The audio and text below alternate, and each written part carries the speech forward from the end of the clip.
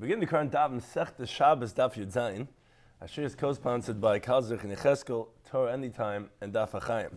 Some ideas we're going to be speaking about in today's Daf. We're going to be continuing with the Yudches Daf, the 18 things that was this machlekes Beis Shammai Beis Hillel that we discussed in the previous Mishnah regarding that Beis Shammai overpowered, they outnumbered the students of Beis Hillel, and one of them is going to relate to the laws of Tumah, which is that one of the forms of contracting Tumah is what's called oil, which is that if there's an area that's covering both the dead person and the person in that oil, so then the dead person is the most severe level of Tumah, considered Avi Avos Tumah, grandfather of Tumah, then the person under the same oil is also going to contract that Tumah and he's going to be an Ava Tumah. Now, biblically, Halacha L'Moshe Sinai, it requires that the oil itself has the width of a tefach.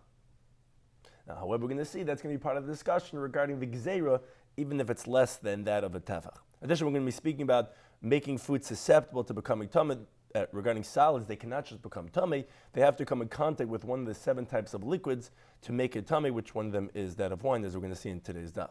Additionally, other decrees regarding the Yudches Davar are regarding planting truma, although maybe biblically that will make it not truma anymore, that we might consider it still as truma. Carrying right before Shabbos starts, what the halachic status is, socializing with non-Jews regarding certain prohibitions and restrictions the rabbis made. Girls of Kutim are considered nidus even as a little baby, as from the cradle. And then we continue with the next Mishnah regarding machlekes between Beis Hillel and Beis Shammai on many different halachas regarding action set in motion before Shabbos even begins, if that is permitted or forbidden. So we begin the current Daf Yud Zayin, on the bottom of Tezayim Beis, 2 lines up in the bottom of the Yavit, where we welcome everyone who's joining the shiur, again, that are on the Zoom and those in other formats, we appreciate everyone joining us for the shiur. So the Gemara continues and says, V'idach, and what's from the other? Because we had that big Mishnah we quoted from Masechta Zavim, that 9 things that are Sheni L'Tumah, that are going to be Paisless or Truma. And then we're going through, getting up to the number 18, where we said there's these 18 things. So what's another one of the 18? Mahi, what is it? Says the Gemara as follows. That now we learn the Mishnah of Sechtes Alis that says, Kol ha-metaltalin, any movable thing. Mevi'in esatuma could convey the tumah because of that of oihel, as we discussed in the introduction. Meaning, if let's say one end of the oihel is on a dead person, and the other end is on a keli. So halacha is that it's going to convey what's known as a tumah of oil hames, to contaminate that thing for 7 days to become an avatuma, because the dead person is avi avos, and then, as we always know in the laws of transmission of tumah, it downgrades one level. It's going to make the other thing into an avatuma, like the halachas of an oil tumah. So that we learned in the Mishnah that that's going to be ba'oivi hamardeya, in the thickness of a goad, which was they used an ox goad because that was a common tool used in Talmudic times, which is it's like a pole with a spiked edge that goads on. That's what's called a goad, urges on the animals to move. So the chiddush in this mission is like follows: even though the ox goad does not have a thickness of a tefach, and it only has the thickness of the ox goad itself, which later on the Gemara is going to explain.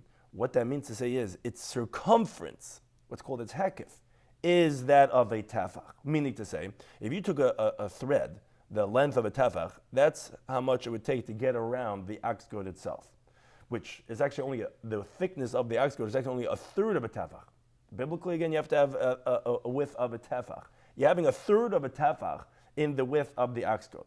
So, although biblically, for the halachas of oil, biblically you have to have, it cannot be less than a tefach, halacha L'Moshe Sinai, like all other measurements which are halacha L'Moshe Sinai. But here the rabbis made a decree, as we're going to explain on the next amid, hekefai mishram avya. Since its circumference has a tefach, so therefore we might come to make a confusion regarding its width.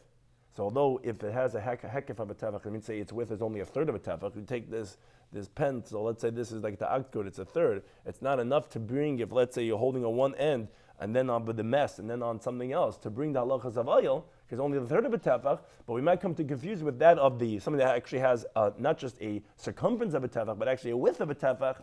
So because of that, they made a gzeir that's going to have the same halacha as tumas oil. This is the one of the 18 dvarim that were nigzer. However, this is not so simple as the Mishnah itself over there discusses in Masechtas Alos. Amar B'Tarfon is a continue top of Yadayim and Alf. He says, "Akapach," he says, "I'm going to cut off as b'ni my son." Shezu halacha mukapachas, because this is a cut off. It's an abridged halacha, meaning he was in pain that the Torah is being forgotten, so he was cursing himself. He says, "I'm going to bury," which is the terminology of cutting short the life, because this is a cut off halacha. Whoever heard this, sheshama hashemeh. What happened is, says Reb Tarfon like this. The one who heard this question being discussed in the Beis HaMedrash, he heard that they're being metami the person, but v'tah, he made a mistake. He didn't know why they're making him tummy. And you know what the story? The story is as follows. What happened was like this. Ha'ikar, the farmer, Oiver was walking. Umardai, he had this goad, al kaseifa on his shoulder. As you can see the picture. V'il tzidei achas al kever, and one side was leaning over the grave. Now, what happened was, the real story, says Reb Tarfon, was Timu Oisai. So they made the Mardeya, the goad, the ox goad, Tameh, Mishum Kelim Hamahilim Al Hames, because it is a tool that's leaning over a dead person. Meaning, when we talk about tumas of oil, there's a few different forms of the tumas of oil. One is, let's say, when two things are under the same oil. One is when one is leaning over something else, that is Tameh. Or one is when you're under something else, that's Tameh. The kli itself, the ox goad itself, that's leaning over a mess, let's say over a grave, is going to become Tameh no matter what the size of the ox goad is going to be, because it is over a mess. You don't need to have what's called paiseach tafach, the width of a tafach, only if you want to make it into what's called an oil to convey tumah to something else, meaning like it's oil over other things, that no matter what's in its airspace, it's going to convey from one to the next, to bring tumah to other things. That's what needs to have the width of a tafach. But for itself, it can become tumah even just a minute amount. Now, so he says, Reb Tarfon, you know what the story was? This is one big mistake, he says. He says, they made the farmer tumah till the evening, Tomas Erev. Why? Because what happened was, he was holding on to the ox goad. The ox goad became an ava tumah, because it was over the aviyavaisa tumah. So here, he says, this is the real story. He says, this is one big mistake. The mess is aviyavais. The ox goad is leaning over the aviyavais. So it becomes an avatama. Now, when they made him tameh, they made the person, the farmer, into a rishon because he's touching, you become tameh through maga, he's touching an avatama. The one who heard made a mistake. He thought they made the farmer into an avatama to be tameh for 7 days, to require being sprayed on the ashes of Paraduma day 3 and day 7, because he said, oh, I get it. The dead person, and this goad is over the dead person and over the farmer, must be it's an oihel, and therefore he doesn't become a rishon, he becomes an avatama. He's under the same oil as the dead person. That's one transmission, not two transmissions. It's not going through the stick. The stick is the oil. That's why he knew that they were making him tameh. So he figured, hey, wait a second. So he is the one who heard, says Reb Tarfon, he thought that they're making him an avatuma. Now, if that's the case, he was learning out from there. You see, obviously, that the Rabbanan made that you don't need to have a thickness of a tefach. You see that as long as it has hekefai, they made a gzera de Rabbanan that itself is going to make the person as an avatama, to be tameh for 7 days, like the tumah of oil becoming in contact with a dead person. But says Reb Tarfon, that's not what they did. They never made such a gzera de Rabbanan. They never made a gzera at all. That the person was tameh was because of the tumah of a rishon. He was only tameh till the evening. The one who heard this, he made the mistake. He thought, oh, must have been the rabbis made a gzera. Because I was there when the Rabbanan were deliberating, and they said that he's tameh derais, that he's tameh. I don't get confused because there's a whole different discussion with Taisus, we'll say in a second. But he's going to be tameh, and that the one who heard assumed that yes, he's tameh because we made him as an abatum, a tameh for 7 days, and must have been they made a gzera de Rabbanan that we're considering this as a oil, which Reb Tarfon says that wasn't the case. He was biblically tameh as a rishon only until the evening. Now, remember Kivi says, Ani asakin. He says, I'm going to fix shiur divrei chacham, that the words of the sages, which they said that the thickness of an ox goad should bring the tumah. Let me just mention for a second, as we just pointed out before we move on to Rabbi Kiva, Taisus has a difficulty with the interpretation of the way Rashi was saying it. Rashi says that they really, what this Reb Tarfon says, the real story was that they made the farmer tummy until the evening because he was a rishon, because he touched the kalim that were being mal on the mess, making this into an av, making the person into a rishon. The one who thought that really that no, they was tummy because of avatumah, because of oil, and the Rabbana had made this rabbinic gezer. Rashi says, why did the one who heard this make such a mistake to think that he's tummy for 7 days? Everyone knows that if you touch a tamei mace, which is what the stick is, because it was oil over the mess, that he's tummy for the evening, which is an obvious question, as I'm pointing out this thesis. Moreover, is that biblically, a farmer would be tummy for 7 days because of that he's touching something that's touching a mess. Because the halacha is that if, let's say, something is touching a mess, the one who's touching as is touching is like he's touching the mess. He has the same halacha as a tamas mess. And Tosfos points out, he brings proofs that the halacha of chiburim is even through an oil. If you're connected to the thing that's becoming tummy from the mess, it's like you have the tummy itself. So therefore, actually, Tosfos says, what's Rashi talking about? That is only rishon l'tumah. No, actually, on the biblical level, he actually is avatumah. So therefore, Tosfos gives a different interpretation. He goes through the whole sugi like this with a few Tosfos in, is that actually the farmer was tummy for 7 days because of tumah b'chiburim, because he's holding on to the stick, which it itself is the oil on the mess. The one who made the mistake is that because the halacha of tumah b'chiburim is not such a simple halacha. The person who heard that he's tummy de'iraisa for 7 days thought it's because of the oil that's being metameh him. That's a more well-known halacha. And he figured, wait a second, I know there's no tefach on the stick, must be because of hekefei tefach. That's why they learned the halacha that kol metalim avin tumah l'tamei kol asher tachtav, that he figured it's not because he's holding on to it. Most people don't know that halacha, that's the halacha of tumah b'chiburim. As I'm giving the shiur, most people are thinking, hey, what's he talking about? It's the halacha of tumah b'chiburim. That's what actually makes him into an avatumah. People didn't get that. They heard the halacha, they figured, he's an avatumah. He's tumah for 7 days. Why? Must be because of oil. Oil? It's not a tefach, it's a third of a tefach. Must have been the rabbis made a gezerah. So that's the halacha. Kol matal mavin said tumah by b'mardei. Whatever is beneath it, they didn't figure it's because he's touching. That's the mistake that they made. That's a very glatta saw, the way Tosfos says it, that was the concern to Reb Tarfon. That's the mistake they made. It's not because of oil. It was because of tumah b'chiburin, which is actually a avatumah for 7 days. They made the mistake. They thought that it's an oil, and therefore it had to be the Gzeir D'Rabbanan. They thought, which we're thinking is from the 18 things, that it's only a third of a tefach. How could that be the halacha? Must have been they made a Gzeir D'Rabbanan that hekefa utter avir. But said Reb Tarfon, that was a mistake.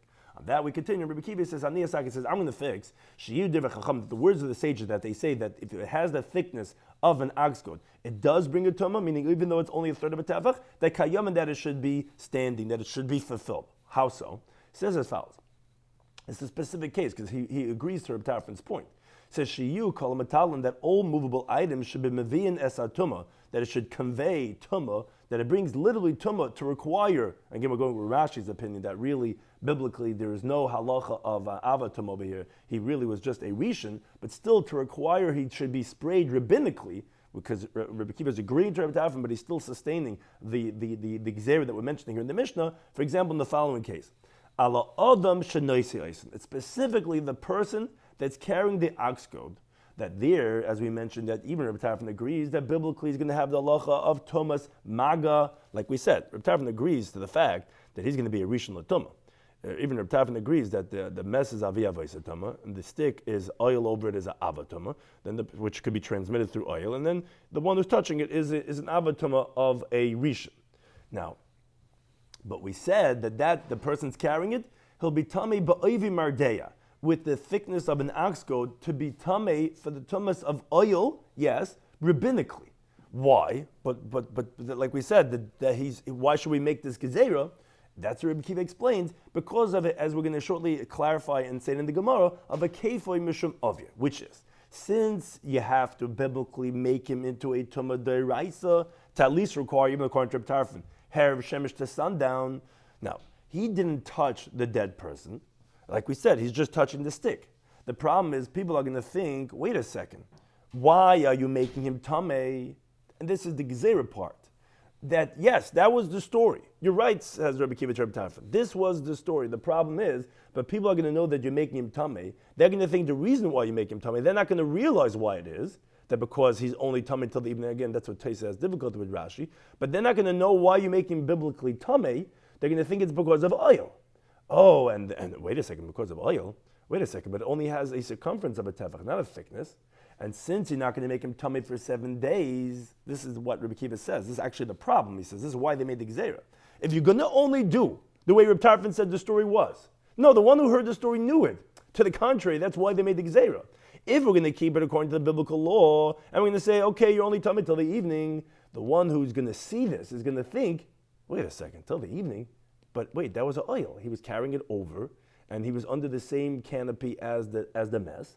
He's going to think that every tumas oil, even a bona fide tumas oil, requires only tummy till the evening, and that's a big problem because tumas oil, no, your tummy, you become an ava tumah, and your tummy for 7 days, and you have to be sprayed on the ashes. So that's why they made the gzeira. Rabbi Kiva says, I agree to your Tarfon. That was the story, but that's why they made the gzeira, because if not, then people might confuse regular tumas oil and think it's only till the evening. But you're right, Val Atzmon, regarding the ox goat itself, that's precaution. That doesn't even need the thickness of an ox goat. That could be even a minute amount, because like we said, anything over the mess itself automatically becomes an avatama.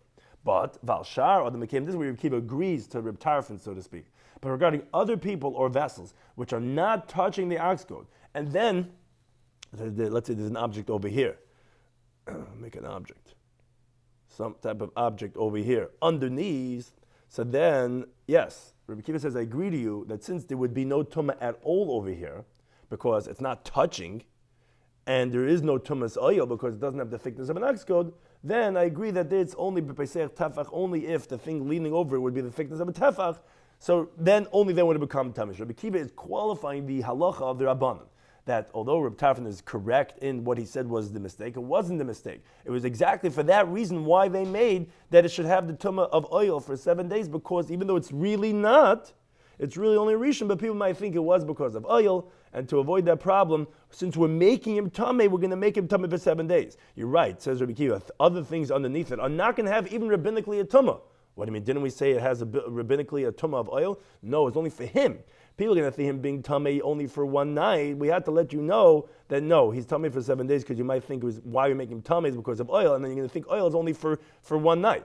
These things which anyone's not making tameh, so we're not going to make it tameh even rabbinically as a tumah of oil, because there's no reason to do that. It's only because of the confusion. If we made tameh something for an evening, but really it's for 7 days, you're going to think oil is only for one night. So therefore we said that it's going to be for 7 days. That's the rabbinic halacha.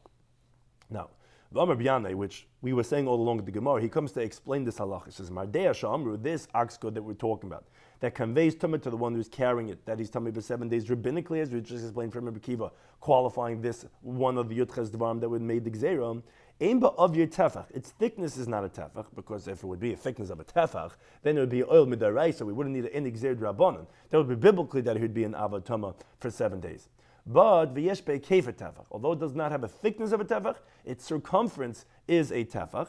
V'gazru alei kefa mishamav, and this was the understanding of the gzera all along. We made a gzera on the circumference because of the thickness. Since the circumference has 3 tefachim, which means to say again, the thickness is only a third of a tefach, but it takes a length of a string, 3 tefachim to go around the ox goat, you're going to think, oh, I know there's something about a tefach regarding the halacha Moshe Sinai of conveying tumah. Maybe it means the circumference, not the thickness. And to avoid that, we said that no, even by the circumference, we're going to make you have the tumah of oil. But again, like Rabbi Kiva explained, it's only the one who's carrying it, because since he's touching it and he's going to be a rishon and he's going to be biblically tameh, and he's only going to be tameh till the evening, to avoid that problem, thinking that that's what every tumas oil, because the person's not going to know that it's really tumas oil. We made that person into an avatama to be requiring being sprayed day 3 and day 7 and be tameh for 7 days, so that you should know that every tumas oil is for 7 days. But like we said, other things as we made that object are not going to be tameh at all, because there's no reason to make this gezerah of the hekefer ato avya. It's only because you'll make the mistake regarding the person himself. Now, so the Gemara continues and says, okay, fine, we just explained at length the other number of the number 12 of the Yutches Dvar. But Reb Tarfon, the Amma Akapach has been that he says, I'm going to cut off my son, Shalachas Umukupachas, it's a cut off halacha. He says that we didn't make any such gezer. He says, no, there's a din Torah here, that we're leaving it on the biblical law, because he holds, actually, this is the halacha. There is no such halacha over here. He says we only made the tumah until the evening because he's touching. So according to him, Batchulahu, you have less than the 18 because you can't count this case. He doesn't hold there was ever such a gzeira of a keva ato avir.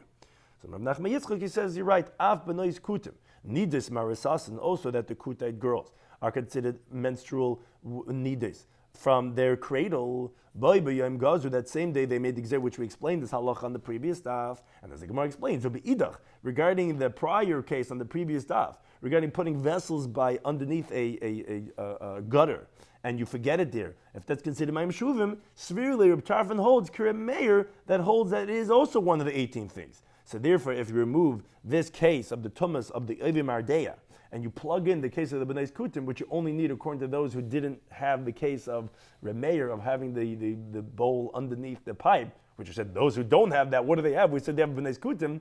So the one who has that doesn't need B'nai Kutim, but now Reb Tarfon, who doesn't have this case, he's going to say B'nai Kutim is going to take this case, but he has the case of the previous daf of the bowl, forgetting it that it is also one of the Yotchas Dvarim of the Gzeira that we consider as Mayim Shuvim.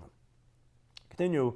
V'idach. That was the 11th thing we just said. Now it says the Gemara, V'idach, what's the 12th thing of the 18 Gzeras? Is the following Machlokes Beis Shammai and Basil, which again also we rule like Beis Shammai is one of the decrees. Habaytzur lagas, someone harvesting the grapes for the wine press.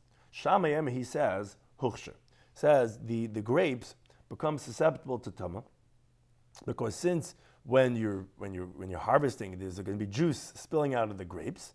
The grape juice is one of the 7 liquids that could make food items, which are in this case the grapes, susceptible to tama. So they become susceptible to tama. Hillel says no, they have not become susceptible to tama because the person does not desire this grape juice is going to anyways be spilling out. Therefore, it's not considered a liquid that he wants that's desirable, and therefore it's not going to make the food items susceptible to tama. On that, Hill said to Shammai like this. He says, Neima, why is it that you require that baitzrin, that you have to harvest with vessels that are bitahara in a state of purity, meaning so that they should not be makabel tumah, because you said that they could become tummy, they're hukshal kabel tumah. But you don't require maiskin that you should harvest the olives bitahara in the state of tar with tar vessels because you don't consider them as susceptible to tumah. What's the difference between the olives and grapes? So Shammai said to Hill, if you're going to provoke me, if you're going to push me, because I'm actually going to make a gzeira then, even on harvesting olives. So don't push it. Which Taisus wonders, why didn't they make the gzeira on masika? Only if you push them?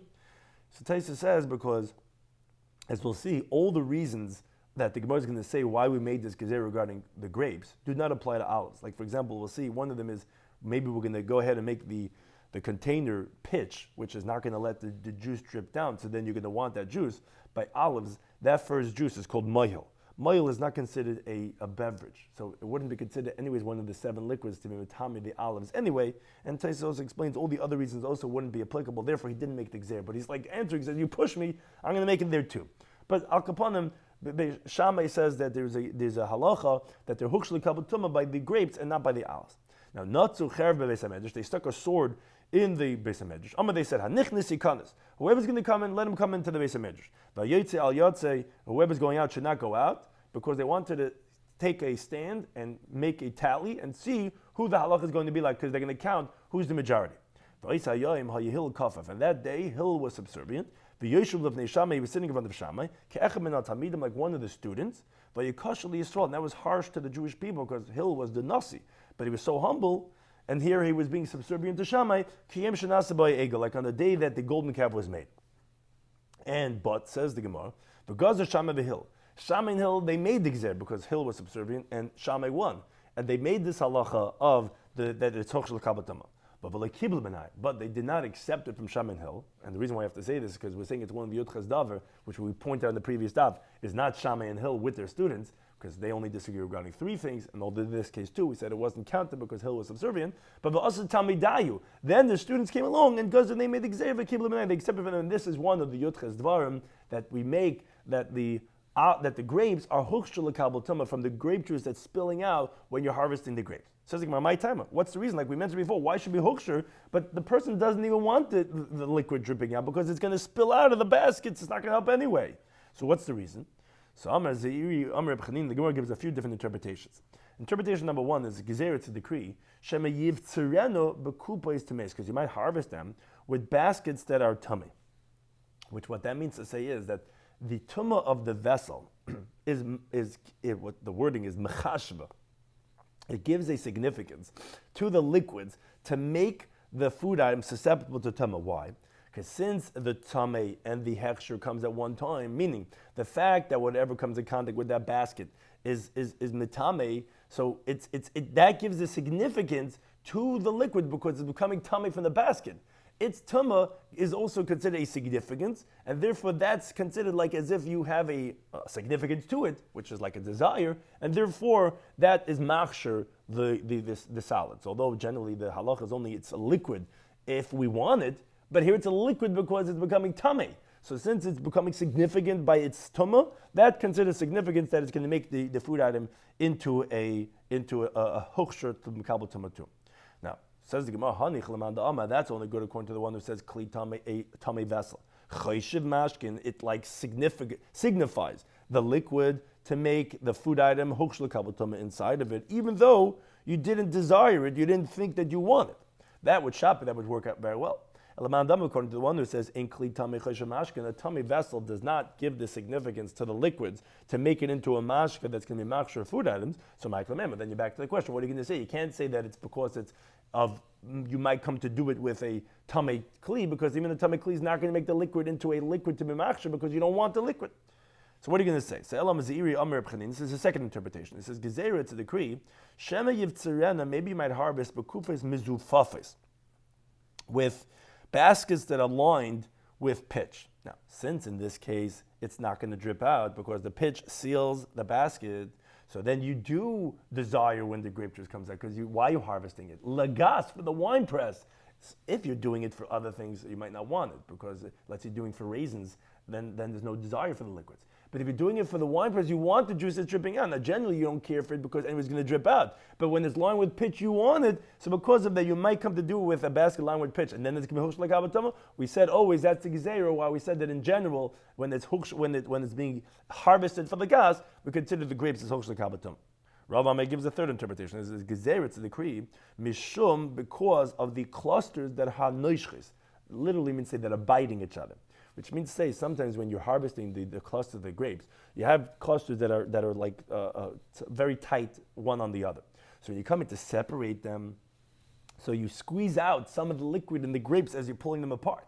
Since you're doing it actively, and it's not possible to pull away the clusters when you're harvesting it without squeezing out some of the juice, so that is an active creation of that liquid. That is showing a significance to the liquid because you're doing it actively, and therefore it's going to be considered liquid to machshir the grapes that become wet from those grape juice, and therefore it's going to be hosh l'kavatama because of the noishches.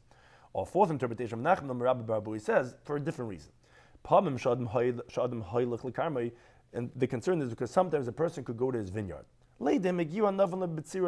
He's coming to see are they ready for harvesting or not. He's not sure. He's coming to look at the grapes.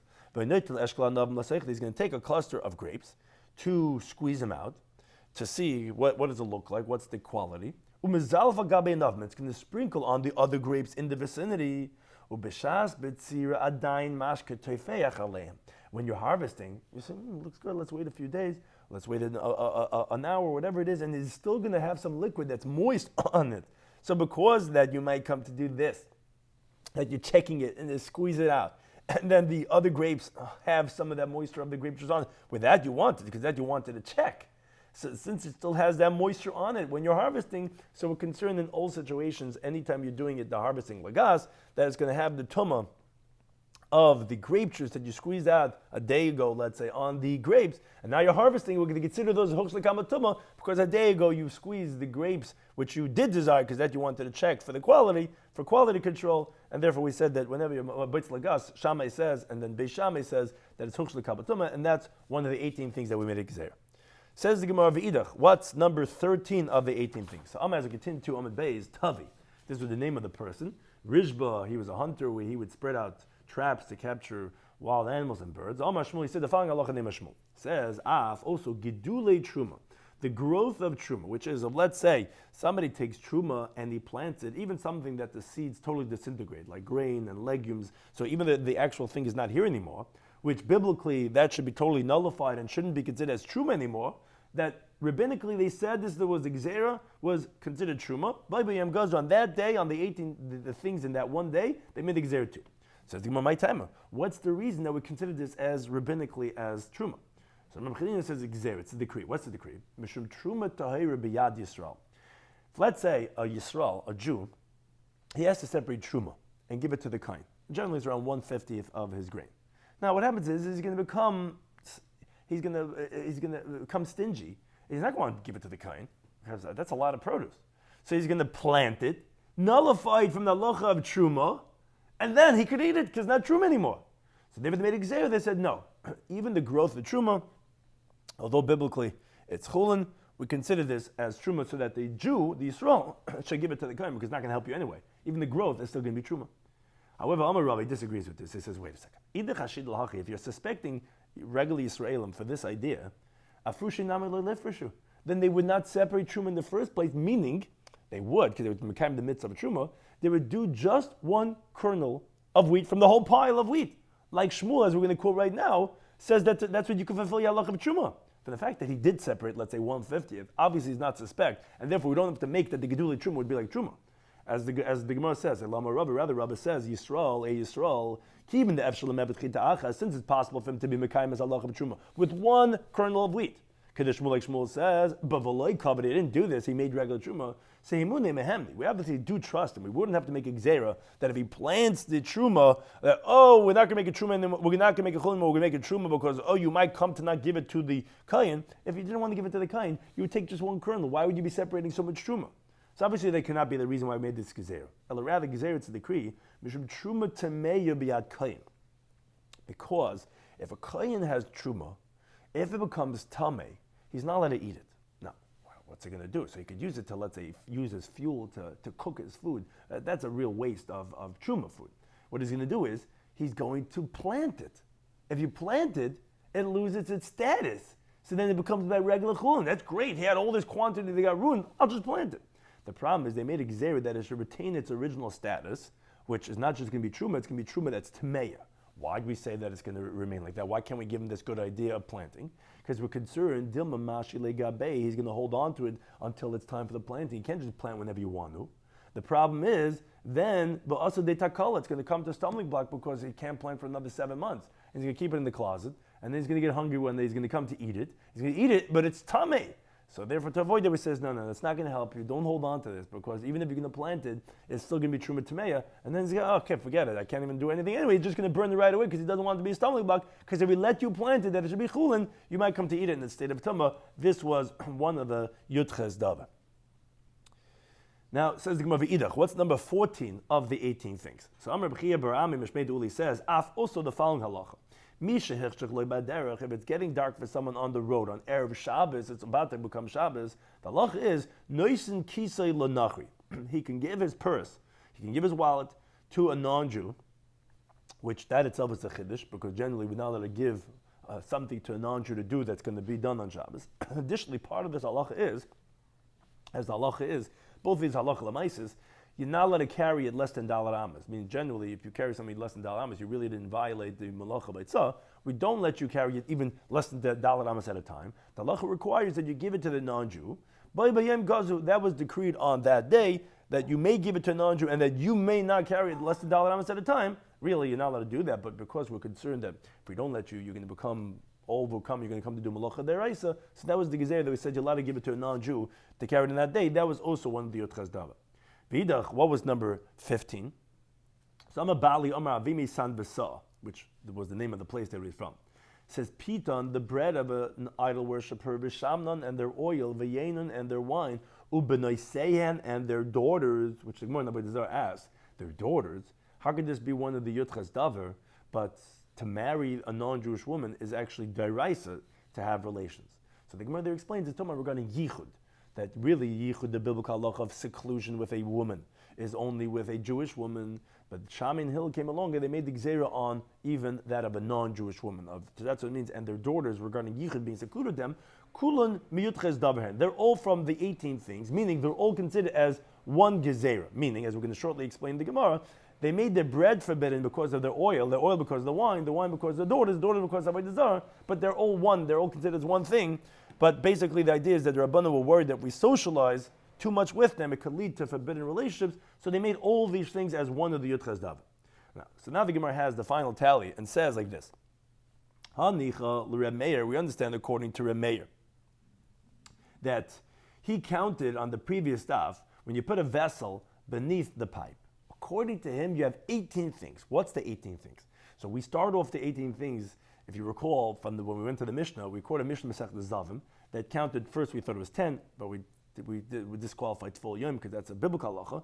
We counted 9 things that are considered sheni l'tumah. We had stam yadayim, we had sefer, we had many different things. You eat a rishon or sheni l'tumah. We said that those are 9 things that invalidate truma, because since they're a sheni, they make truma, which is kubukam shlishi, as invalid. Then we had that you cannot read a sefer loyer haner, and you cannot be mefala as Caleb. You cannot also delouse your clothing, which the Gemara also concluded was also you cannot do that loyer haner. So that's plus 2, which is 11.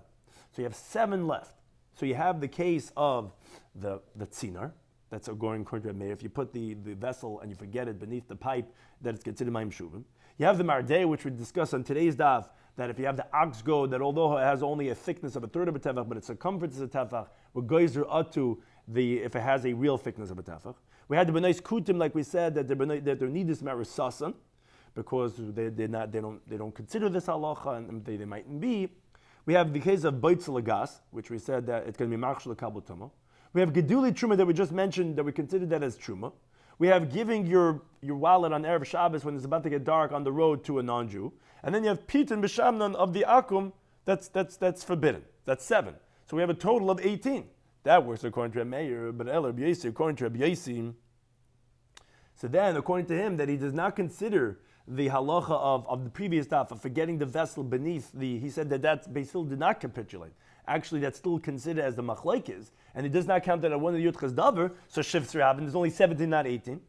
Says the Gemara, you're right, but Ikar Hadar Rav Acha Bar Ada. The Amar Rav Acha Bar Ada, Amar Reb Yitzchak, as we're going to see shortly in the Gemara, that Reb Yitzchak adds on to the case of Avimi. Not only it is the bread and the wine, all those different things of the non-Jews forbidden, but there's something else that he's going to call al davar acher mishum davar acher, which that's going to be the 18th one.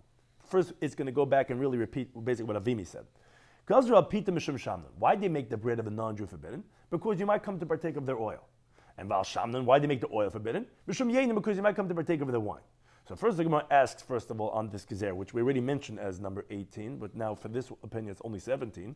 Wait a second. First, how do we understand this? Al pito mishum shamni, you tell me the reason why you're not allowed to eat the bread of a non-Jew, to eat with them, to partake of their bread, because you might partake of their oil. Why is oil better, that is more severe than bread? You tell me you cannot have the bread because of the oil. I mean to say you first made the oil forbidden because you might come to partake of bread. Why would oil be more of a problem than eating their bread?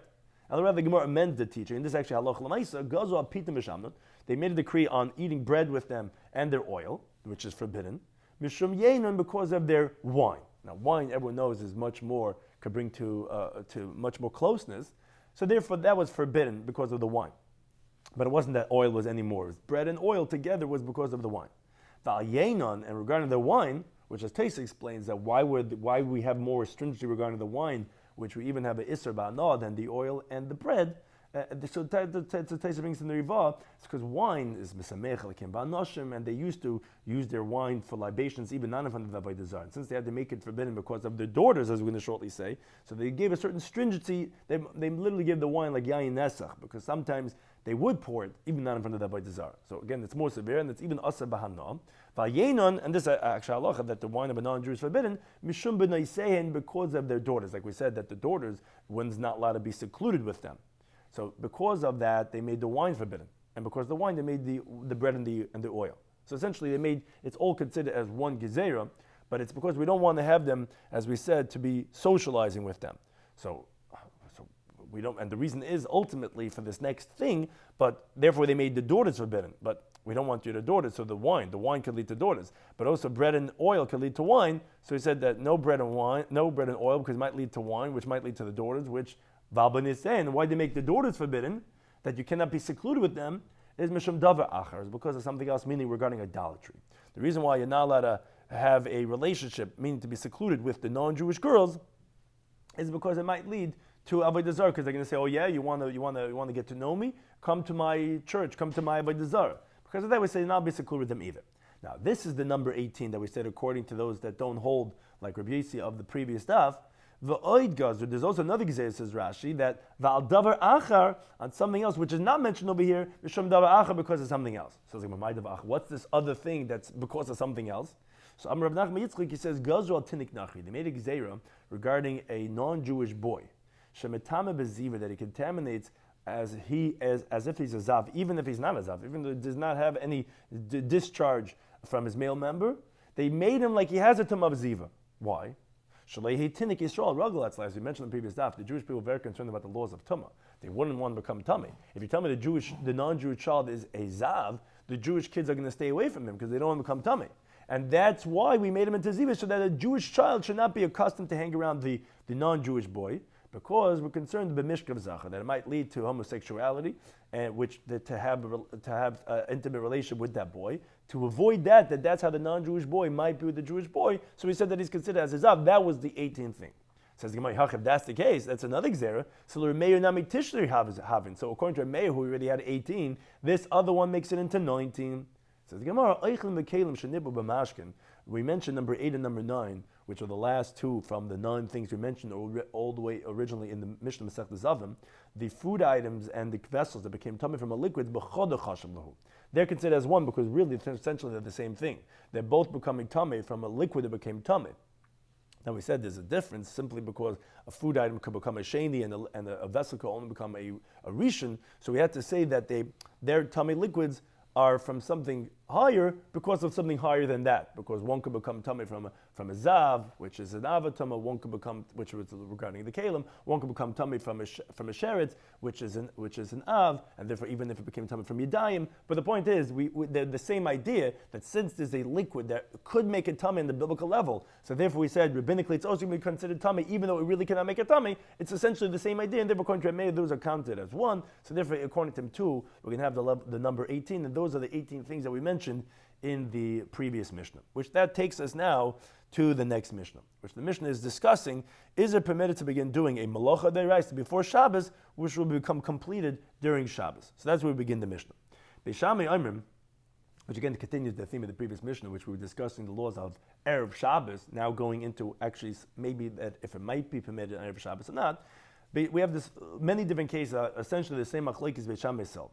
Beishami says, in sharon diyoi, you're not allowed to soak ink, besalmonim, or herbs for dyes, v'karshinin, or vetch, which is a type of animal food. You cannot soak these things Erev Shabbos, only if it could be soaked already from before Shabbos.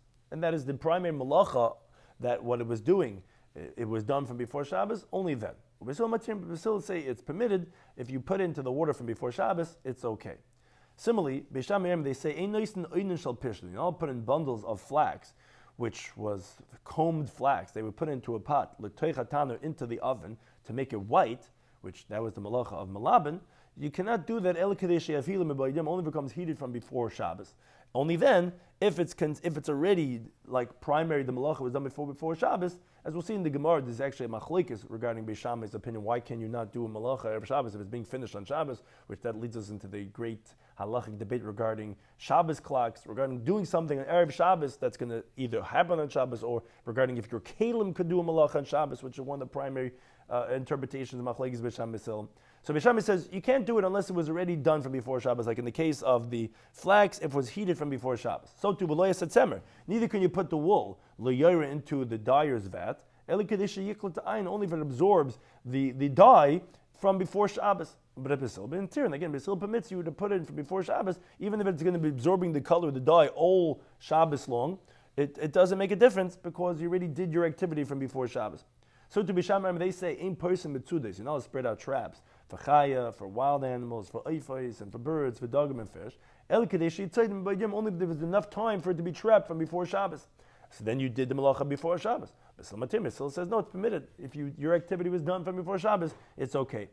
So to another machlek is Beishami Aimim, they say, ein moichel anachri, that when one is not allowed to sell to a non-Jew, ve'in toynimai, and you're not allowed to load up his donkey, v'imag bin olav, and you're not allowed to load up onto the non-Jew a load on his shoulder, because it looks like you're assisting him to do a malacha on Shabbos, Eli Kadei Shigi L'Mokim Karv. It says Beis Shammai only if he could get to a close space. In other words, if his destination is close by, that he's going to be able to get there from before Shabbos, only then can you load him up. But if not, if he's going to be going on Shabbos and you load him up, it looks like you're having him do it on Shabbos.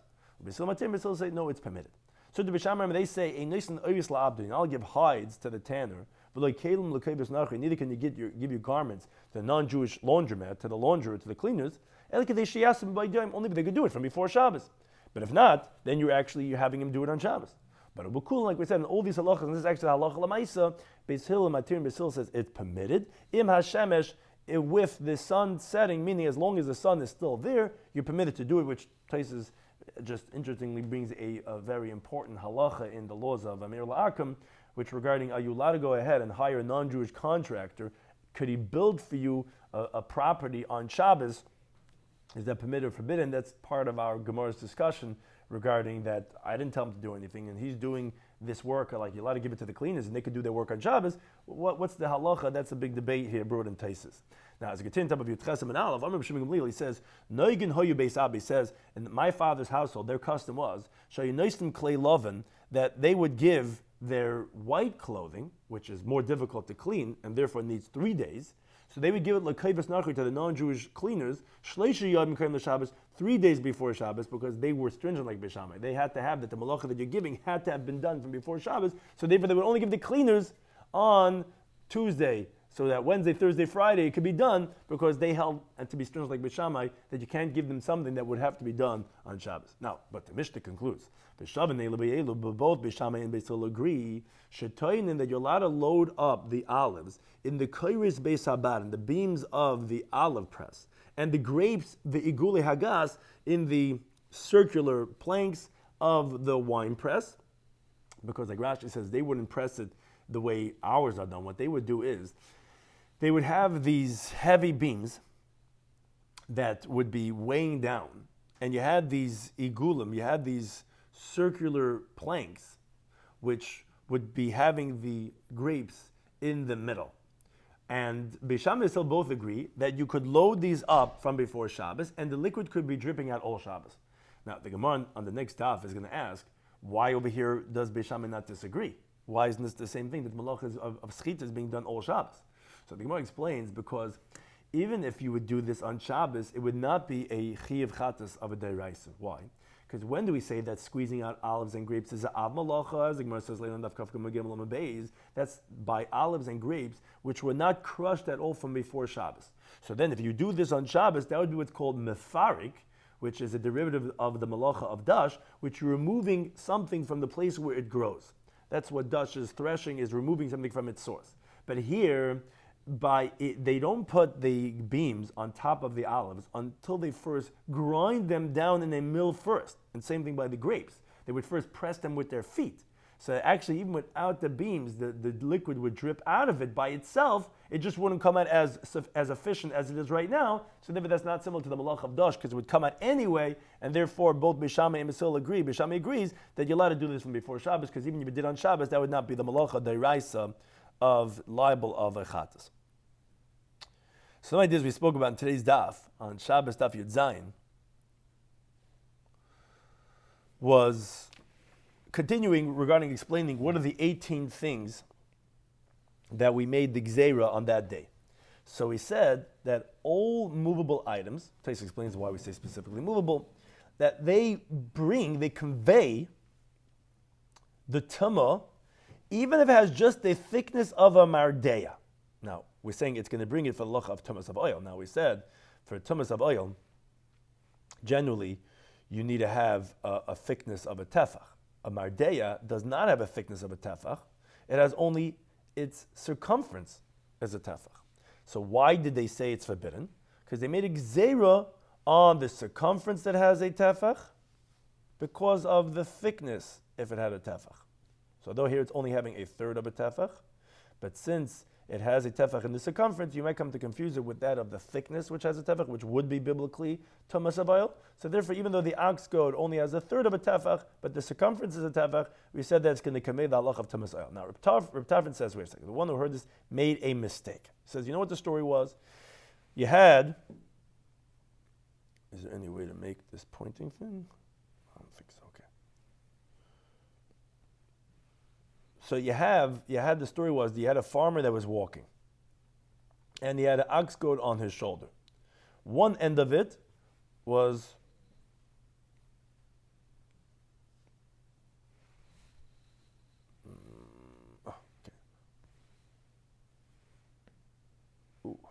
one end of it was over the grave.